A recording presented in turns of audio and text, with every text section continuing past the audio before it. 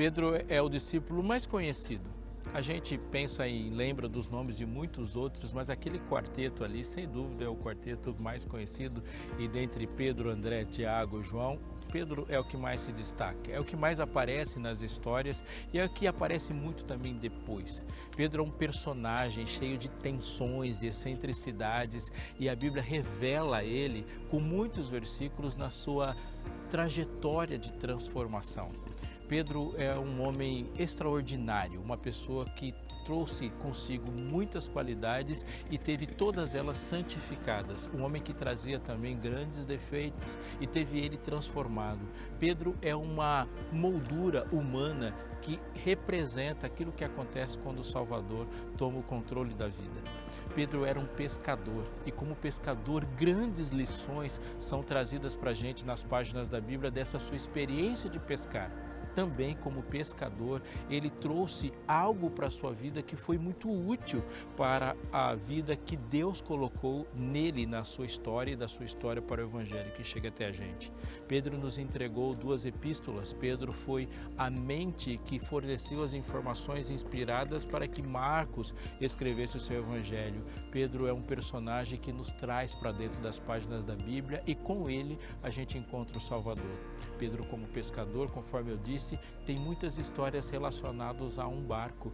Em 3 em especial, elas terminam com ele saindo do barco, tendo como ponto principal da história os seus passos para fora do barco e que trazem para a gente grandes coisas para pensarmos no encontro com o Salvador e as nossas concepções de segurança e controle.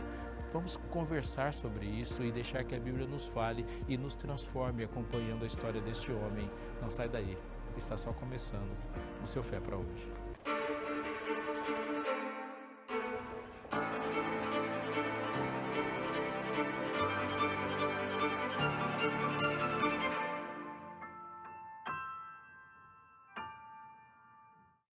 Estamos de volta e com um recado para você que está nos assistindo agora. Você gosta de saber? Tem interesse em grandes temas da vida? Agora pensa num tema, como que se dá a nossa comunicação com aquele que nos ama e nos salvou, que é Deus, que tem um interesse na nossa vida e que refez a ponte do relacionamento. A grande pergunta a ser feita hoje é: Deus me ouve? Como? E como que minha vida pode ser poderosa por meio da oração? A revista Esperança Novo Tempo, Deus Me Ouve, está aqui sendo oferecida para você de forma totalmente gratuita para que você tenha essa e outras perguntas respondidas e mergulhe na Palavra de Deus, conhecendo mais ainda sobre o maior de todos os temas, que é a intimidade com o Todo-Poderoso. Liga para a gente, seja por telefone fixo ou por WhatsApp, ou entra no site da Escola Bíblica, fala com a gente para que essa revista chegue até a sua casa. Eu repito, ela é de graça, é só você falar com a gente, que nem o envio você paga. Então fala com a gente, espera essa revista que ela vai chegar até você e nós teremos um enorme prazer de te atender e te enviar isso que é de grande valia para a sua vida.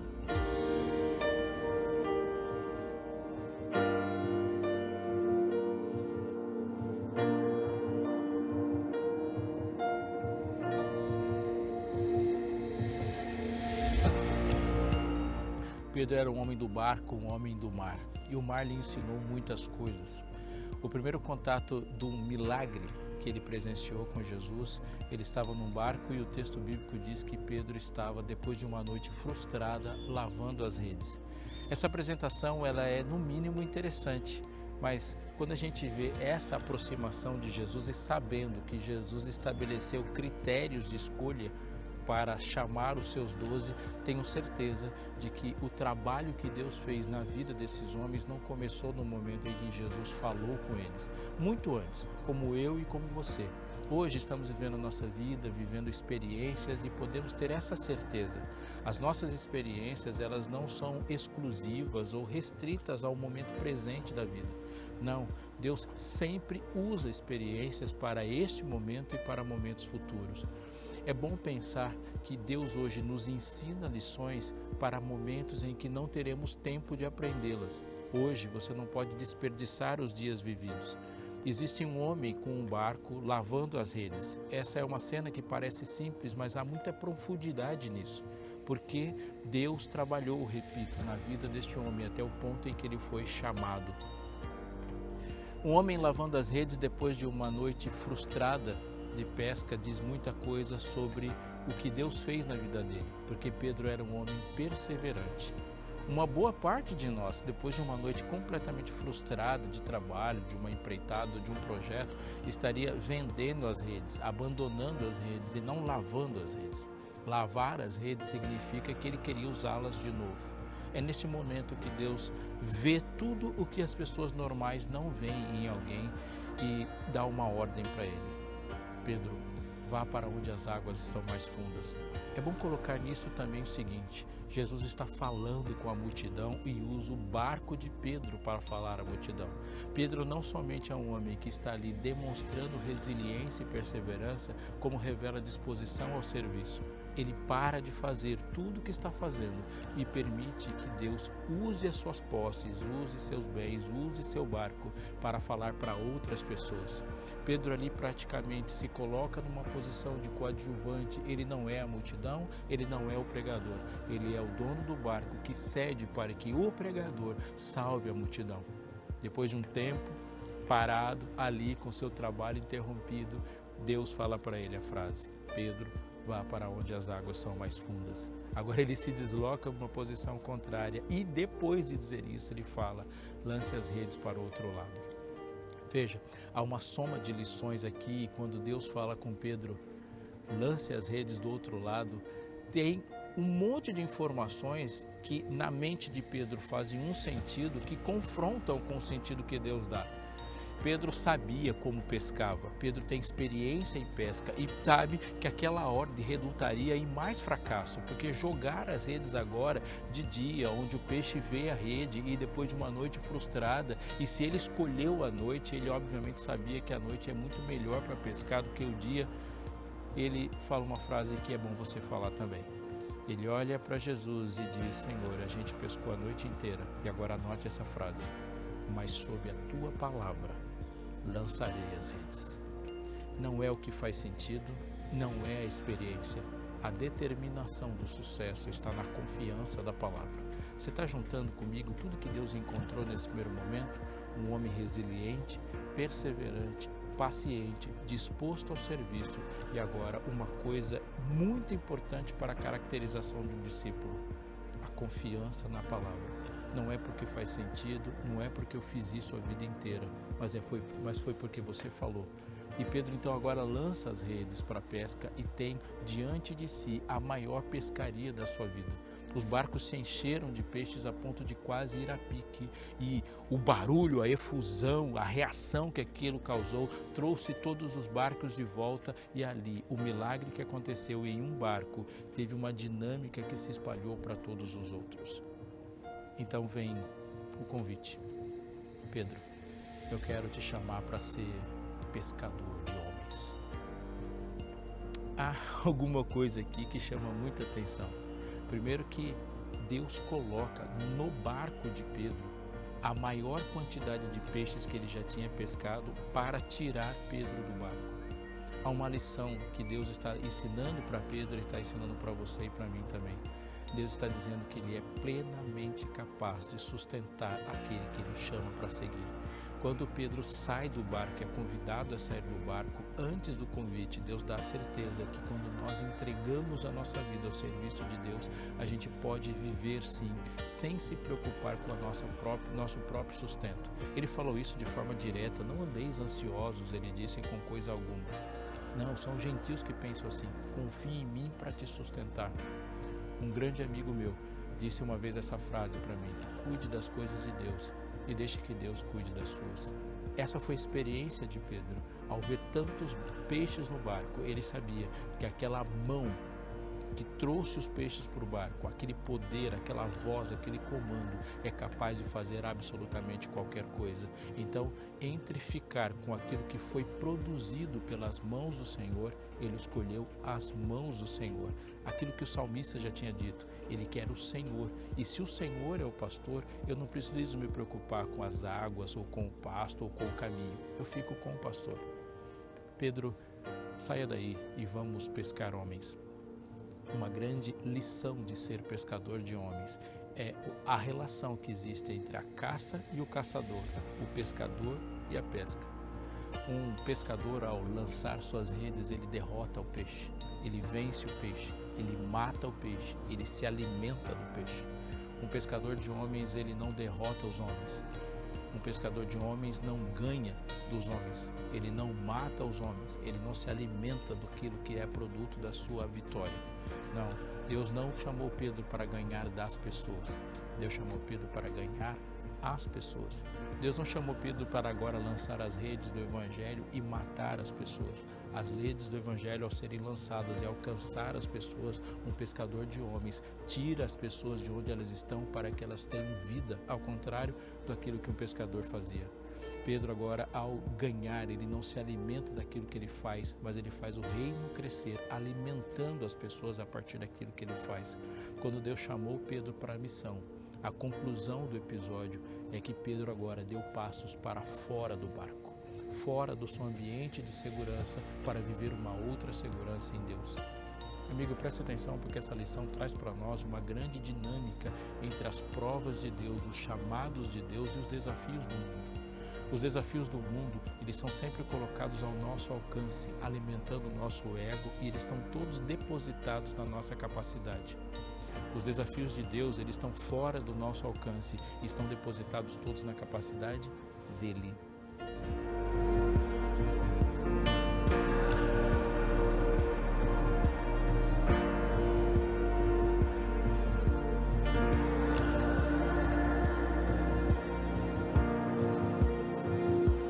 A vivência do impossível naquele barco, ela era um retrato da vida que Pedro teria dali para frente, vivendo impossibilidades. Mas tudo que é impossível para a gente é o possível de Deus, e Deus nos chama a viver no modo impossível. Muitas vezes a nossa insegurança e a prisão que a insegurança dá está na falta de confiança para o estilo de vida que Deus nos chamou. Deus não te chamou a viver uma vida com Ele, confiando nos seus recursos, no seu barquinho. É dinâmico, é próprio da dinâmica de Deus, essa vida em que Ele possibilita as coisas. Sem mim, disse Ele, nada podeis fazer. Pedro e os demais discípulos ouviam atentamente Jesus falando. Jesus alimentou a multidão, falou e anunciou o reino, trouxe os desafios do reino e as vitórias do reino para novas mentes e novas mentalidades. Jesus falava, e ao falar uma nova vida crescia diante de todos eles, os olhos brilhavam. Mas olhando ali para as pessoas, e Pedro e outros discípulos ficavam incomodados com a maneira como Jesus se portava, porque a sua concepção de rei flagrava e confrontava aquilo que eles imaginavam. Eles esperavam uma libertação temporal, momentânea, pontual, enquanto Jesus queria libertar não somente eles, libertar a nação, libertar o mundo, libertar o universo da existência do mal. Jesus tem um plano muito mais amplo e longe do alcance daquele que eles estavam vendo pela sua pequena fé. A mensagem de graça, de salvação, de libertação e de esperança confrontava com uma certa expectativa onde Jesus não cabia naquilo que eles estavam falando. Uma crise se instaurava. Um ingrediente na mente deles ali era a memória do assassinato de João Batista. João Batista tinha morrido violentamente, sendo decapitado numa conspiração autoritária por parte de Herodes, depois de denunciar um pecado. Cabe lembrar que aqueles discípulos, e uma parte dos discípulos, obviamente, era discípulo de João Batista.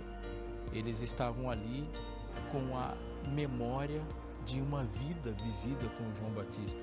Eles estavam ali com a tristeza da despedida de um amigo, de uma pessoa que foi muito importante para eles. Era o luto, a insegurança, era o medo.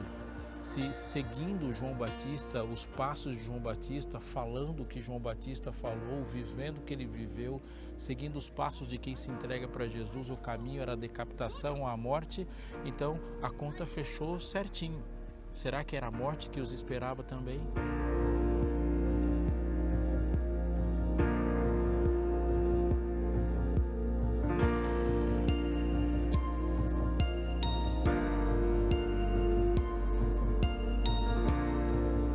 Os discípulos agora estão no barco e Jesus se retira para orar. Lá, em meio ao mar, eles estão cozinhando os ingredientes das suas inquietações. Seria Jesus de fato aquele que cumpriria as promessas que eles fizeram para si mesmo, enquadrando Jesus na caixinha das suas expectativas? Seria a morte o destino de todos eles e a violência diante das autoridades? Por que Jesus não cumpria o politicamente esperado de um rei que eles desenharam, mas ele insistia em falar de coisas que geravam sua impopularidade?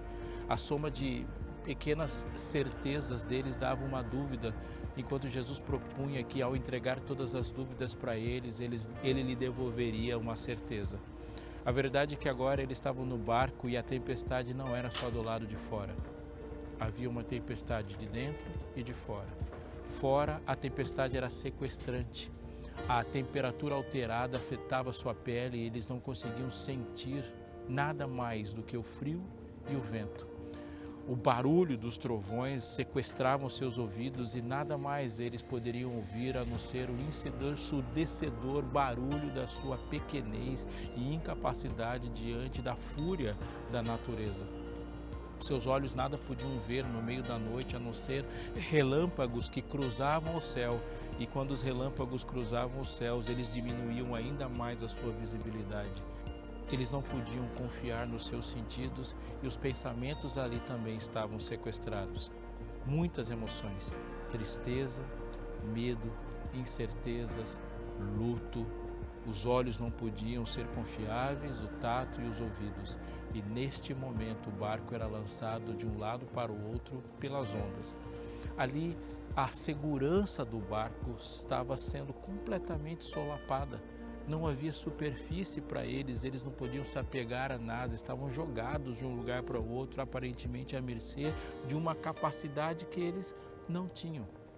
Eles ali eram um retrato da nossa vida, e quantas vezes diante de uma UTI, diante de uma conta totalmente destruída, diante da falência, na realidade de um filho que não voltou, de um amor que se foi, de uma doença que se agiganta diante de nós, olhando para nós mesmos e pensando num amanhã e num futuro, nas situações de prova na vida, vemos o nosso real tamanho e aquilo que apostamos como segurança não está valendo para nada.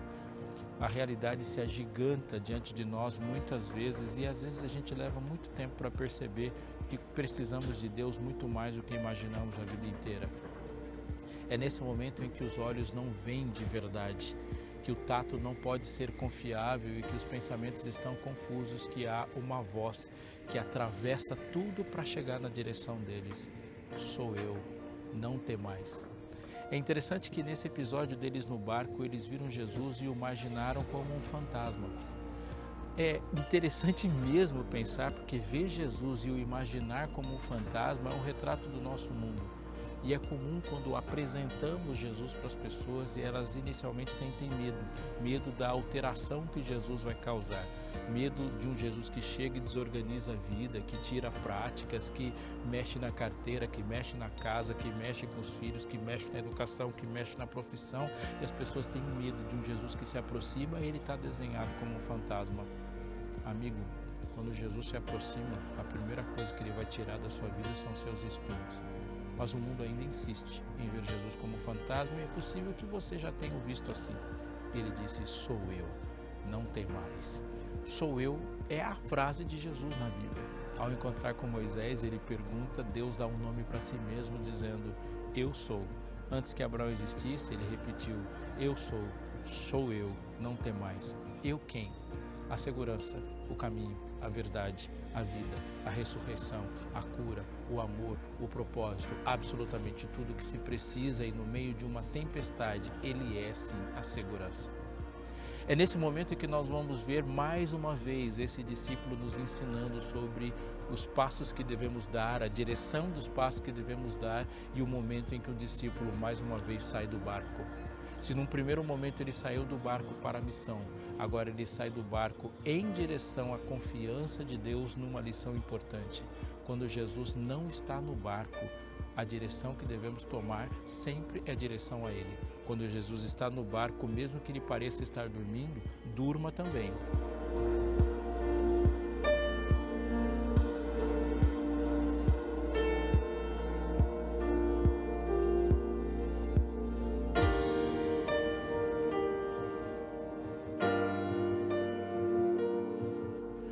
Quando Jesus está no barco, mesmo que ele pareça estar dormindo, não há outra melhor posição para estar do que dentro do barco também.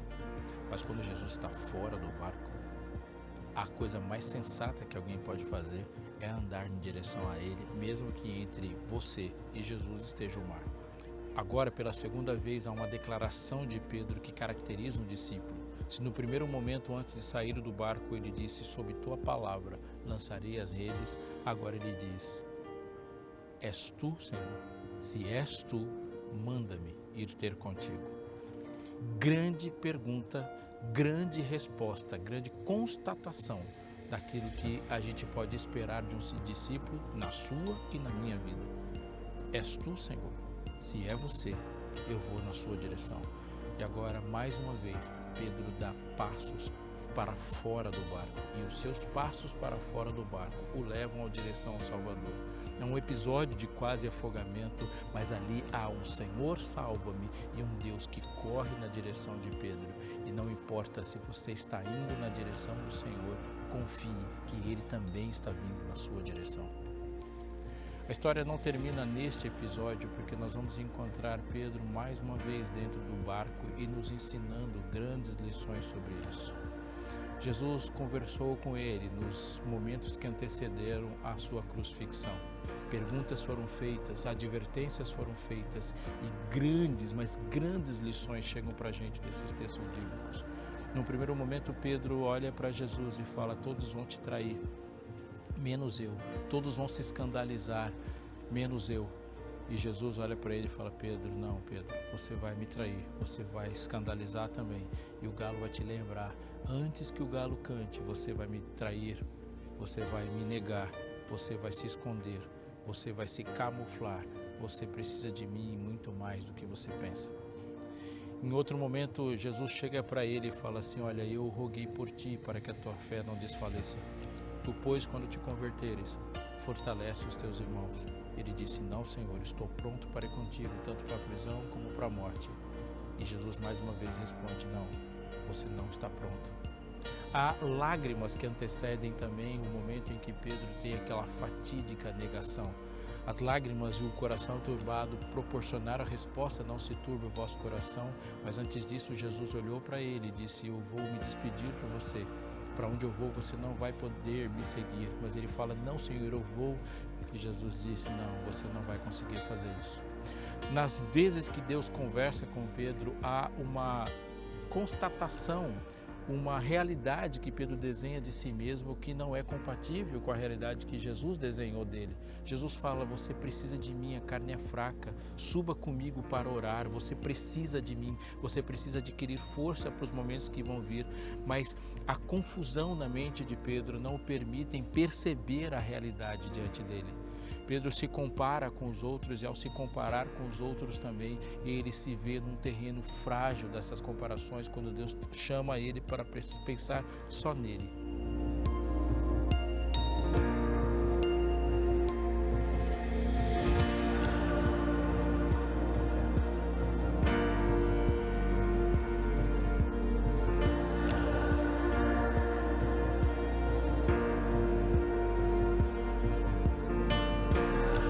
A soma disso tudo produzir uma frustração e uma decepção consigo mesmo muito maior e muito grande mesmo do que aquilo que Pedro esperou participar. Aliás, ele nem pensou que negaria Jesus.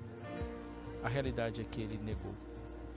Ele viveu uma dor, foi para o jardim e chorou amargamente.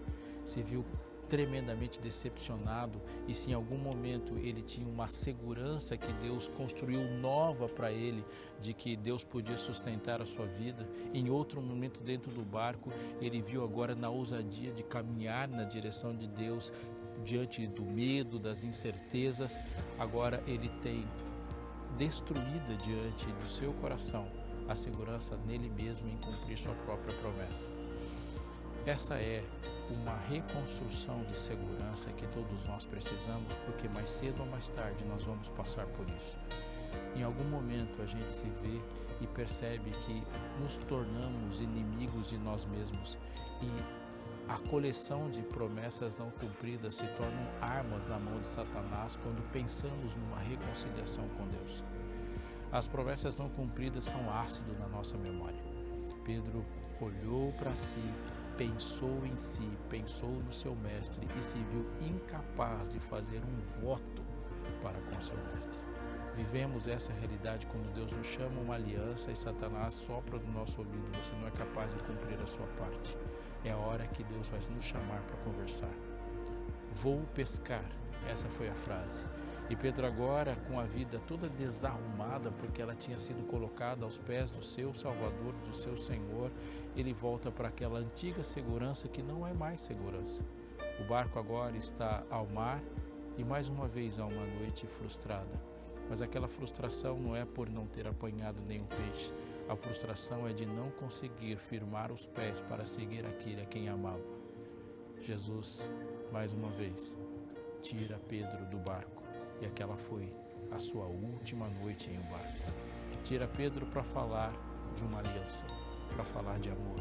E a pergunta com ele fora do barco, mais uma vez ao redor de uma fogueira, reconstruindo uma cena onde um dia ele negou. Agora Deus faz, diante de uma fogueira, a oportunidade de declarar amor. Simão, filho de João, no último capítulo do livro de João diz: Simão, tu me amas?